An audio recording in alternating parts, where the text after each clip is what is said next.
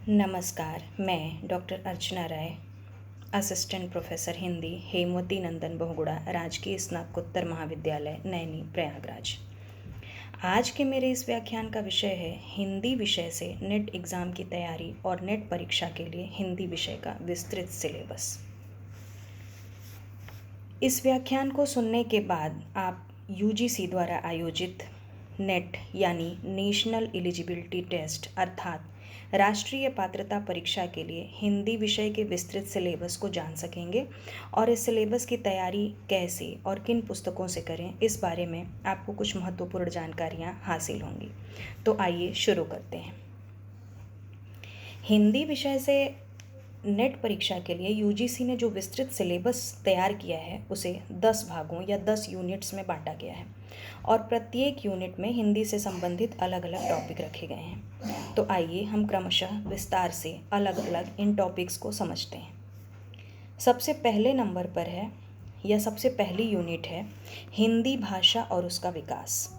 इस यूनिट में हिंदी भाषा की ऐतिहासिक पृष्ठभूमि, हिंदी का भौगोलिक विस्तार, हिंदी की विभिन्न उपभाषाएं, उनकी बोलियां और हिंदी के भाषिक स्वरूप को विस्तार से पढ़ना होगा। साथ ही भाषा के विविध रूप यथा राष्ट्रभाषा, राजभाषा, संपर्क भाषा आदि का विस्तृत अध्ययन अपेक्षित है। इसके लिए हरदेव बाहरी की भाषा से संबंधित विभिन्न पुस्तकों का अध्ययन सहायक साबित हो सकता है।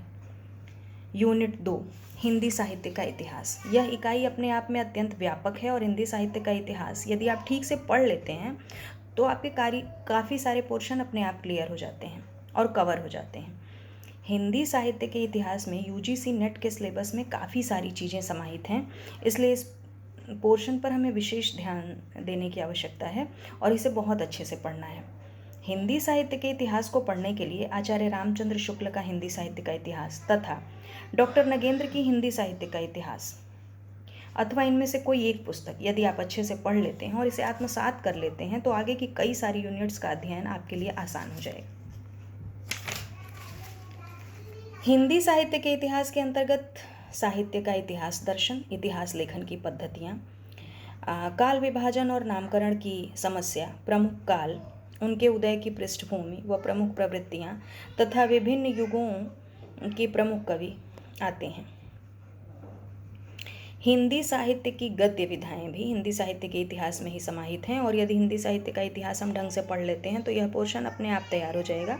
हम जानते हैं कि गद्य का उद्भव जो है आधुनिक काल में हुआ है, इसलिए आधुनिक काल में विकसित विभिन्न गद्य विधाओं जैसे उपन्यास, कहानी, नाटक, निबंध, आलोचना व अन्य गद्य विधाओं में रेखाचित्र, संस्मरण, यात्रा वृत्तांत, आत्मकथा, जीवनी, रिपोर्टाज, डायरी तथा हिंदी का प्रवासी साहित्य आता है। इस पोर्शन के लिए हिंदी का गद्य साहित्य डॉक्टर रामचंद्र तिवारी की किताब सहयोगी साबित हो सकती है। इसके बाद हम आगे बढ़ते हैं इकाई 3 जो कि साहित्य शास्त्र या काव्य शास्त्र से संबंधित है, जिसमें भारतीय काव्य शास्त्र के अंतर्गत काव्य के लक्षण, हेतु, प्रयोजन व प्रमुख सिद्धांत जैसे रस, अलंकार आदि का अध्ययन अपेक्षित है और पाश्चात्य काव्य शास्त्र में विभिन्न सारे टॉपिक्स जैसे प्लेटो, अरस्तु शामिल हैं। और भारतीय और पाश्चात्य काव्य शास्त्र के अध्ययन के लिए डॉक्टर वाईपी सिंह, निर्मला जैन, शांति स्वरूप गुप्त आदि बहुत सी किताबें उपलब्ध हैं जो इस यूनिट की तैयारी में सहायता कर सकती हैं। इकाई 4 वैचारिक पृष्ठभूमि से संबंधित है। इसका नाम ही है वैचारिक पृष्ठभूमि, हिंदी की वैचारिक पृष्ठभूमि अर्थात हिंदी साहित्य में जो विभिन्न वाद आए हैं जैसे मार्क्सवाद, मनोविश्लेषणवाद आदि और विभिन्न युगों में जो नवीन परिवर्तन हुए उसकी वैचारिक पृष्ठभूमि क्या है, अर्थात कहाँ से विचार लिए गए और हिंदी साहित्य ने अपने अंदर इन विचारों को कहाँ कहाँ से लिया और कैसे आत्मसात किया। पुनः हिंदी साहित्य का इतिहास के साथ ही काव्यशास्त्र की किताबों को पढ़ना इस भाग की तैयारी के लिए भी उपयोगी साबित हो सकता है। इकाई 5 की बात करते हैं हम जो हिंदी कविता से संबंधित है अर्थात हिंदी साहित्य के इतिहास के विभिन्न कालों के प्रमुख कवियों की कविताओं की व्याख्या, जिसके लिए प्रत्येक कवि का विस्तृत अध्ययन अपेक्षित है ताकि हम उस कवि के भाव, विचार, व्यक्तित्व आदि को समझने में सहायता मिल सके हमें और आगे चलकर हम व्याख्या भाग को सरलतापूर्वक हल कर सकें। इसके बाद हम बात करते हैं इकाई 6 यानी हिंदी उपन्यासों की, जिसमें हिंदी के पहले उपन्यास परीक्षा गुरु से लेकर विभिन्न युगों के प्रमुख उपन्यासकारों के कुछ प्रसिद्ध उपन्यासों का अध्ययन अपेक्षित है।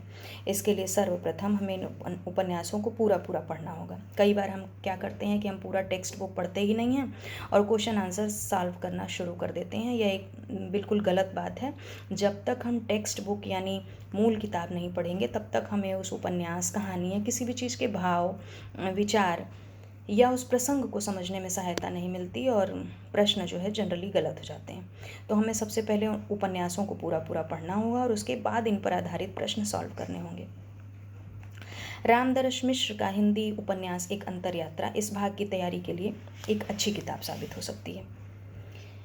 इसके बाद हम बात करते हैं इकाई 7 की, जो हिंदी कहानियों से संबंधित है और इसमें भी हिंदी की प्रारंभिक कहानियों से लेकर आधुनिक युग की प्रमुख कहानीकारों की कुछ प्रमुख कहानियाँ शामिल हैं। तो यहाँ भी सबसे पहले हम यही कहेंगे कि सबसे पहले हम कहानी को पूरा पढ़ेंगे और उसके बाद उस पर आधारित प्रश्नोत्तर सॉल्व करेंगे, तो गलतियों की संभावना न के बराबर होगी।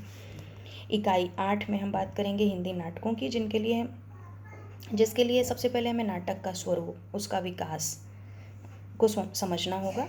नाटक क्या है, उसका स्वरूप क्या है, उसका विकास कैसे हुआ और उसके साथ ही साथ प्रमुख युगों के प्रमुख नाटककारों की प्रमुख कृतियों का अध्ययन करना है।